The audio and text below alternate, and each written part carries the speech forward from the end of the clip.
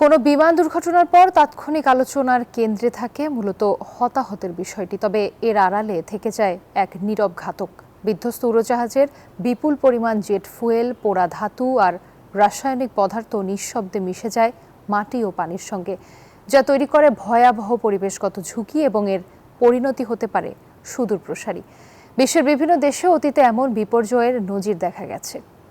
যখন একটি বিমান বিধ্বস্ত হয়, তার বিধ্বংসী প্রভাব শুধু নিমিষেই শেষ হয়ে যায় না, বরং এর জেট ফুয়েল ও রাসায়নিক পদার্থ জন্ম দেয় বড় ধরনের পরিবেশ ঝুঁকির।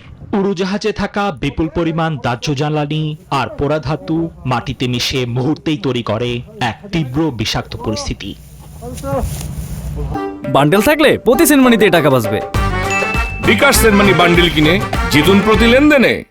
নেদারল্যান্ডসের আমস্টারডামে 1992 সালে বিমান বিধ্বস্তের পর এর প্রভাবে বাসিন্দাদের মধ্যে বহু বছর ধরে ক্যান্সার সহ নানা জটিল রোগের হার বেড়ে যাওয়ার অভিযোগ ওঠে। যুক্তরাষ্ট্রের বিভিন্ন সামরিক ঘাঁটির পার্শ্ববর্তী এলাকার দূষণের ইতিহাসও স্মরণ করিয়ে দেয় এর ভয়াবহতা। বিজ্ঞানীরা সতর্ক করছেন, জেট ফুয়েলে থাকা কার্সিনোজেনিক বেনজিন ভূগর্ভস্থ মাটিতে মিশে গেলে তা খাবার ও পানির মাধ্যমে প্রবেশ করতে পারে মানুষের শরীরে।